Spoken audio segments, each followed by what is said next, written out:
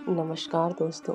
आज की कहानी है आल्हा। आल्हा का नाम किसने नहीं सुना। पुराने जमाने के चंदेल राजपूतों में वीरता और जान पर खेलकर स्वामी की सेवा करने के लिए किसी राजा महाराजा को भी यह अमर कीर्ति नहीं मिली। राजपूतों के नैतिक नियमों में केवल वीरता ही नहीं थी, बल्कि अपने स्वामी और अपने राजा के लिए जान देना भी उनका एक अंग था। आल्हा और उदल की जिंदगी इसकी सबसे अच्छी मिसाल है। सच्चा राजपूत क्या होता है और क्या होना चाहिए, इसलिए खूबसूरती से इन दोनों भाइयों ने दिखा दिया है। उसकी मिसाल हिंदुस्तान के किसी दूसरे हिस्से में मुश्किल से मिल सकेगी। आल्हा और उदल के मार्ग और उनके कारनामे एक चंदेली कवि ने शायद उन्हीं के जमाने में गाए, और उसको इस सूबे में जो लोकप्रियता प्राप्त है वह शायद रामायण को भी ना हो।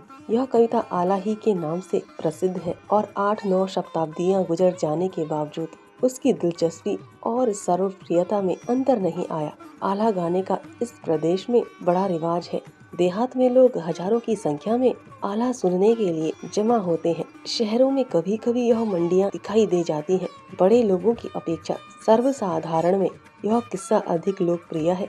किसी मजलिस में जाइए, हजारों आदमी जमीन के फर्श पर बैठे हुए हैं। सारी महफिल जैसे बेसुध हो रही है और आल्हा गाने वाला किसी मोड़े पर बैठा हुआ अपनी आलाप सुना रहा है। उसकी आवाज आवश्यकता अनुसार कभी ऊंची हो जाती है और कभी मध्यम, मगर जब वह किसी लड़ाई या उसकी त्योरियों का जिक्र करने लगता है तो शब्दों का प्रवाह, उसके हाथों और भावों के इशारे, ढोल की मर्दाना लय, उन पर वीरता पूर्ण शब्दों का चुस्ती से बैठना, जो जड़ाई की कविताओं ही की अपनी एक विशेषता है, यह सब चीजें मिलाकर सुनने वालों के दिलों में मर्दाना जोश की एक उमंग सी पैदा कर देती है। बयान करने का तर्ज ऐसा सादा और दिलचस्प और जबान ऐसी आम फहम है कि उसके समझाने में जरा भी दिक्कत नहीं होती। वर्णन और भावों की सादगी कला के सौंदर्य का प्राण है। राजा परमाल देव चंदेल खानदान का आखिरी राजा था। 13वीं शताब्दी के आरंभ में वह खानदान समाप्त हो गया। महोबा, जो एक मामूली कस्बा है, उस जमाने में चंदेलों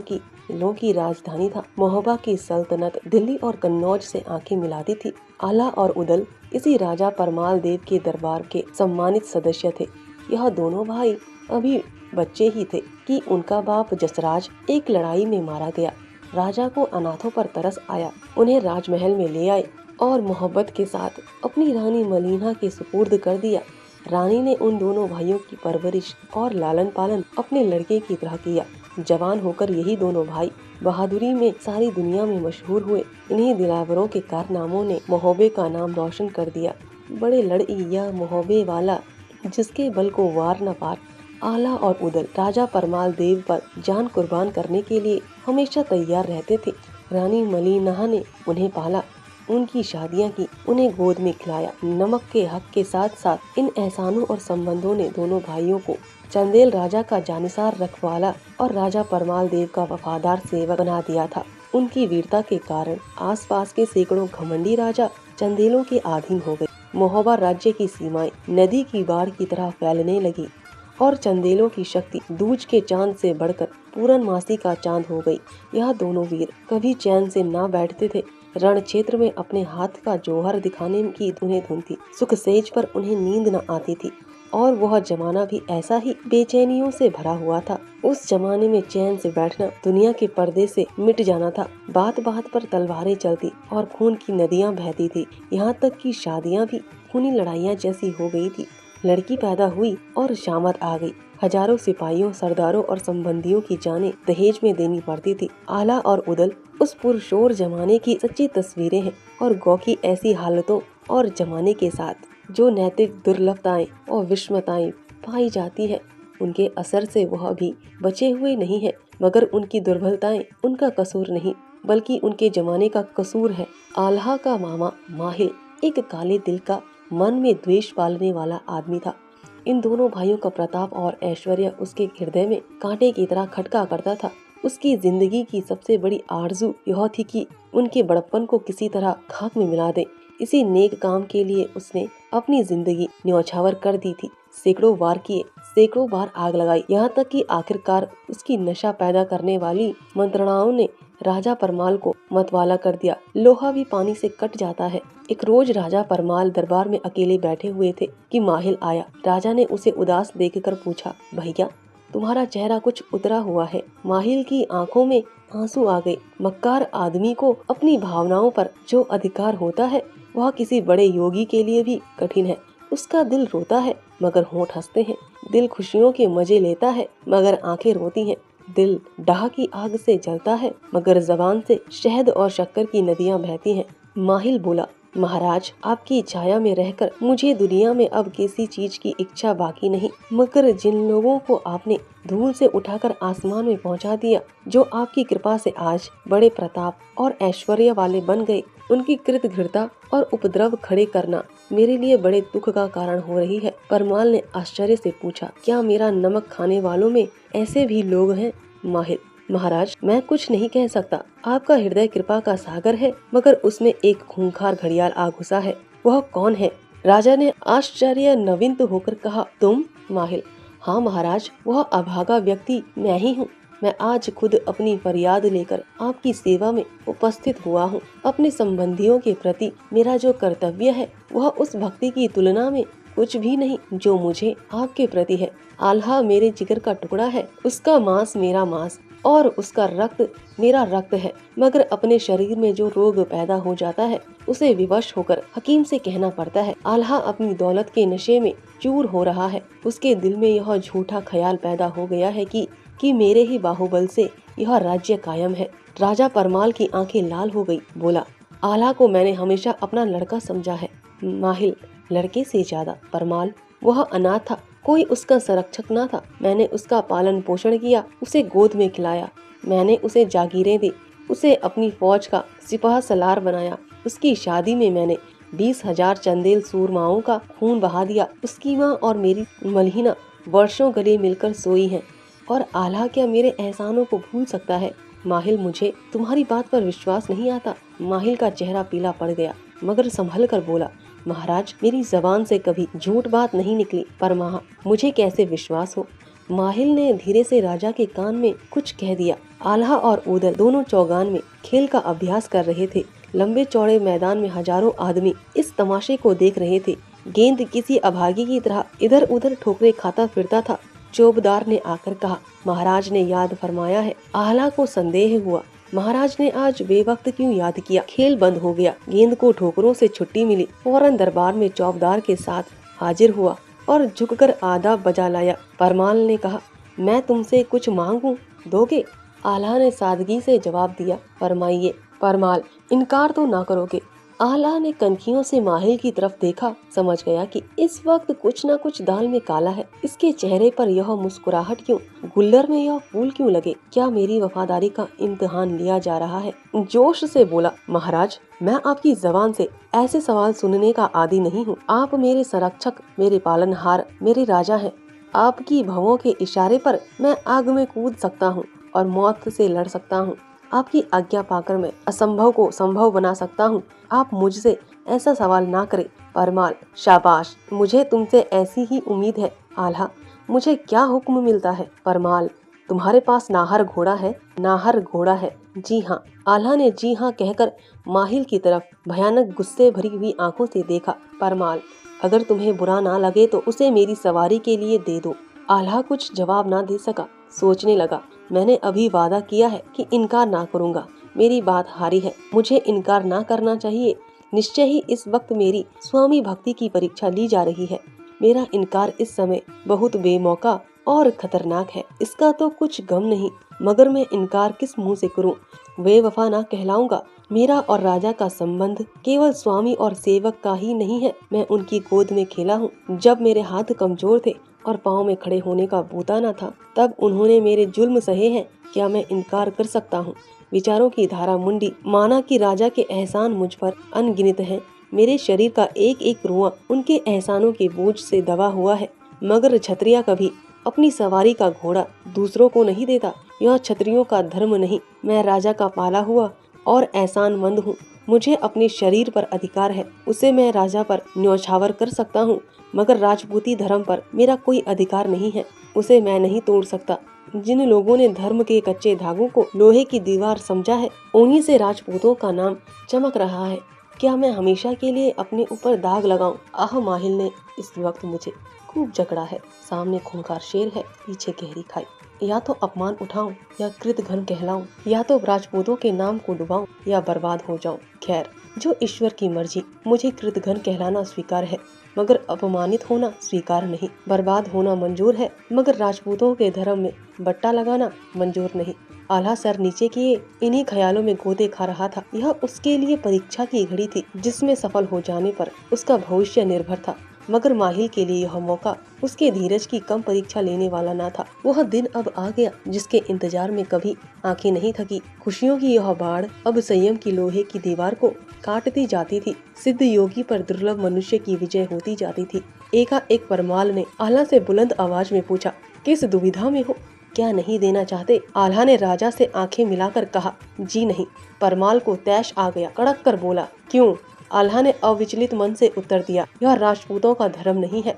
परमाल, क्या मेरे एहसानों का यही बदला है? तुम जानते हो पहले तुम क्या थे, अब क्या हो? आल्हा, जी हाँ जानता हूँ। परमाल, तुम्हें मैंने बनाया है और मैं ही बिगाड़ सकता हूँ। आल्हा से अब सब्र ना हो सका। उसकी आंखें लाल हो गई और त्योरियों पर बल पड़ गए। तेज लहजे में बोला, महाराज, आपने मेरे ऊपर जो एहसान किए उसका मैं हमेशा कृतज्ञ रहूंगा। क्षत्रिय कभी एहसान नहीं भूलता, मगर आपने मेरे ऊपर एहसान किए हैं तो मैंने भी जी तोड़कर आपकी सेवा की है। सिर्फ नौकरी और नमक का हक अदा करने का भाव मुझ में वह निष्ठा और गर्मी नहीं पैदा कर सकता जिसका मैं बराबर परिचय दे सकता हूँ। मगर खैर, मुझे विश्वास हो गया कि इस दरबार में मेरा गुजर ना होगा। मेरा आखिरी सलाम कबूल हो और अपनी नादानी से मैंने जो कुछ भूल की है वह माफ हो जाए। माहिल की ओर देखकर उसने कहा, मामा जी, आज से मेरे और आपके बीच खून का रिश्ता टूटता है। आप मेरे खून के प्यासे हैं तो मैं भी आपकी जान का दुश्मन हूँ। आल्हा की माँ का नाम देवल देवी था।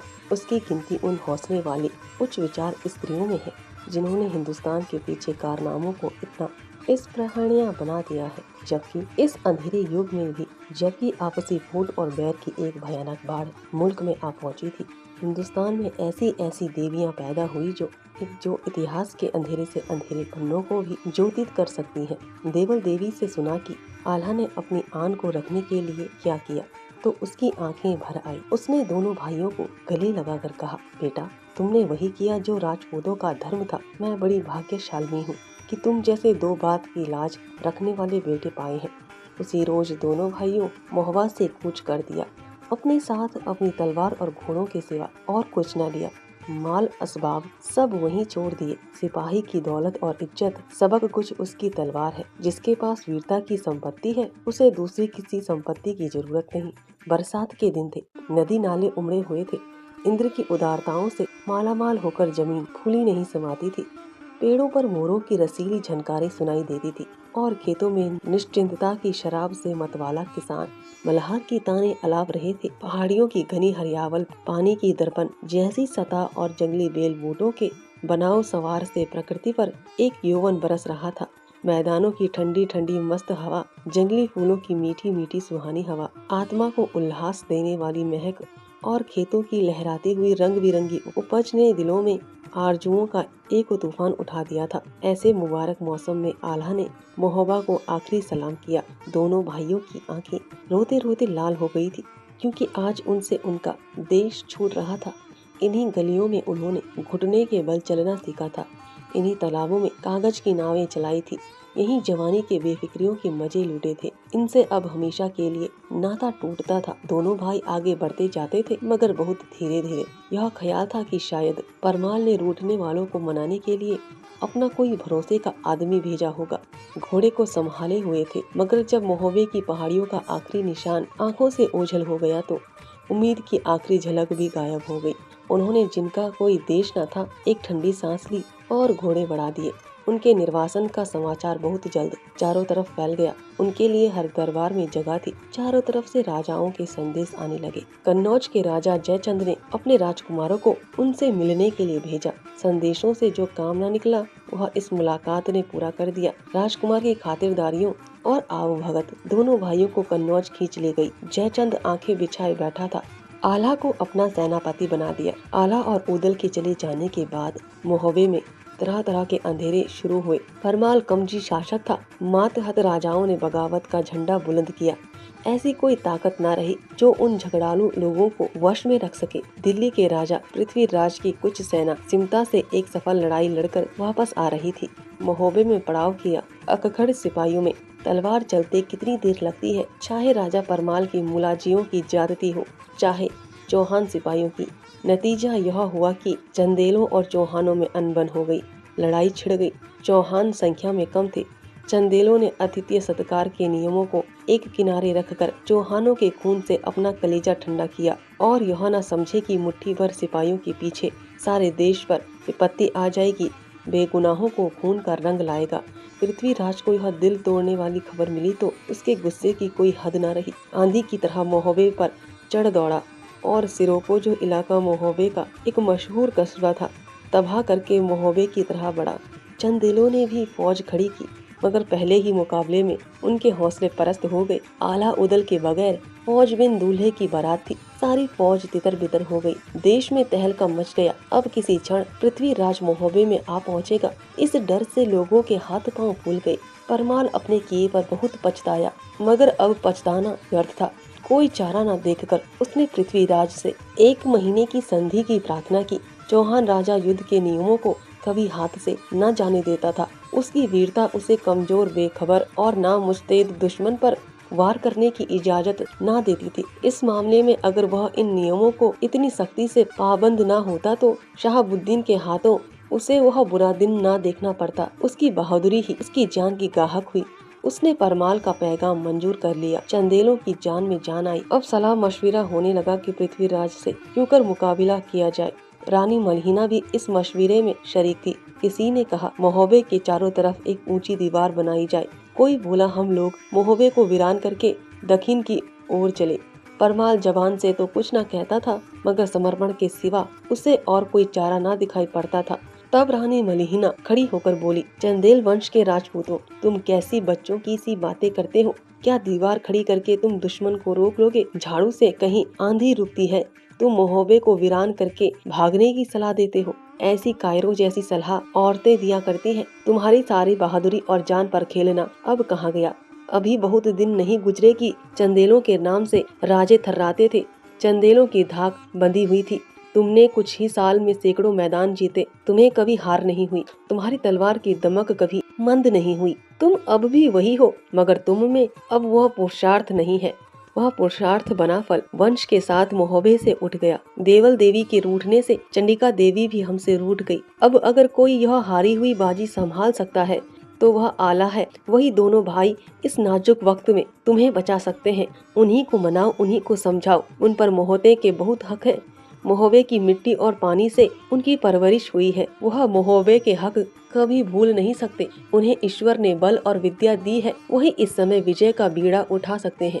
रानी मलहिना की बातें लोगों के दिलों में बैठ गई। जगना भाट आला और ऊदल को कन्नौज से लाने के लिए रवाना हुआ। यह दोनों भाई राजकुंवर लखन के साथ शिकार खेलने जा रहे थे कि जगना ने पहुंचकर प्रणाम किया। उसके चेहरे से परेशानी और झिझक बरस रही थी। आला ने घबरा कर पूछा, कविश्वर यहाँ कैसे भूल पड़े? मोहबे में तो खैरियत है, हम गरीबों को क्यों कर याद किया? जगना की आंखों में आंसू भर आए। बोला, अगर खैरियत होती तो तुम्हारी शरण में क्यों आता? मुसीबत पड़ने पर ही देवताओं की याद आती है। मोहबे पर इस वक्त इंद्र का कोप छाया हुआ है। पृथ्वीराज चौहान मोहबे को घेरे पड़ा है। नरसिंहा और वीर सिंह तलवारों की भेंट हो चुके हैं। सिर को सारा राख का ढेर हो गया है। चंदेलों का राज वीरान हुआ जाता है। सारे देश में कोहराम मचा हुआ है। बड़ी मुश्किल से 1 महीने की मोहलत ली गई है और मुझे राजा परमाल ने तुम्हारे पास भेजा है। इस मुसीबत के वक्त हमारा कोई मददगार नहीं है। कोई ऐसा नहीं है जो हमारी किस्मत बंधाई जब से तुम मोहबे में नहीं है। कोई ऐसा नहीं जो हमारी किस्मत बंधाई जब से तुमने मोहबे से नाता तोड़ा है। तब से राजा परमाल के होठों पर हंसी नहीं आई। जिस परमाल को उदास देखकर तुम बेचैन हो जाते थे, उसी परमाल की आंखें महीनों से नींद को तरसती हैं। रानी मलहिना, जिसकी गोद में तुम खेले हो, रात दिन तुम्हारी याद में रोती रहती है। वह अपने झरोकों से कन्नौज की तरफ आंखें लगाए तुम्हारी राह देखा करती है। ए बनाफल वंश के राजपूतों, चंदेलों की नाव अब डूब रही है। चंदेलों का नाम अब मिटा जाता है। अब मौका है कि तुम तलवारें हाथ में ले लो। अगर इस मौके पर तुमने डूबती हुई नाव को संभाला तो तुम्हें हमेशा के लिए पछताना पड़ेगा, क्योंकि इस नाम के साथ तुम्हारा और तुम्हारे नामी बाप का नाम भी डूब जाएगा। आल्हा ने रूखेपन से जवाब दिया, हमें इसकी अब कुछ परवाह नहीं है। हमारा और हमारे बाप का नाम तो उसी दिन डूब गया जब हम बेकसूर और मोहबे से निकाल दिए गए थे। मोहबा मिट्टी में मिल जाए, चंदेलों का चिराग गुल हो जाए, अब हमें जरा भी परवाह नहीं है। क्या हमारी सेवाओं का यही पुरस्कार था जो हमको दिया गया? हमारे बाप ने मोहबे पर अपने प्राण न्यौछावर कर दिए। हमने गोंडों को हराया और चंदेलों को देवगढ़ का मालिक बना दिया। हमने यादवों से लोहा लिया और कटियार के मैदानों में चंदेलों का झंडा गाड़ दिया। मैंने इन्हीं हाथों से कछवाहों की बढ़ती हुई लहरों को रोका। गया का मैदान हमी ने जीता, रीवा का घमंड हमी ने तोड़ा। मैंने ही मेवात से किराज लिया। हमने यह सब कुछ किया और इसका हमको यह पुरस्कार दिया गया है। मेरे बाप ने 10 राजाओं को गुलामी का तोप पहनाया। मैंने परमार की सेवा में 7 बार प्राणलेवा जख्म खाए, 3 बार मौत के मुंह से निकल आया। मैंने 40 लड़ाइयाँ लड़ी और कभी हार कर न आया। उदल ने 7 खूनी मार्क जीते। हमने चंदेलों की बहादुरी का डंका बजा दिया। चंदेलों का नाम हमने आसमान तक पहुँचा दिया और इनसे हमको और इसके यह पुरस्कार हमको मिला है। अब क्यों उसी दगाबाज माहिल को अपनी मदद के लिए नहीं बुलाते जिसको खुश करने के लिए मेरा देश निकाला हुआ था? जगना ने जवाब दिया, आल्हा, यह राजपूतों की बातें नहीं है। तुम्हारे बाप ने जिस राजा पर प्राण न्यौछावर कर दिए, वही राजा अब दुश्मन के पांव तले रौंदा जा रहा है। उसी बाप के बेटे होकर भी क्या तुम्हारे खून में जोश नहीं आता? वह राजपूत जो अपनी मुसीबतों में पड़े हुए राजा को छोड़ता है, उसके लिए नर्क की आग के सिवा और कोई जगह नहीं है। तुम्हारी मातृभूमि पर बर्बादी की घटा छाई हुई है। तुम्हारी माएँ और बहनें दुश्मनों की आबरू लूटने वाली निगाहों की निशाना बन रही हैं।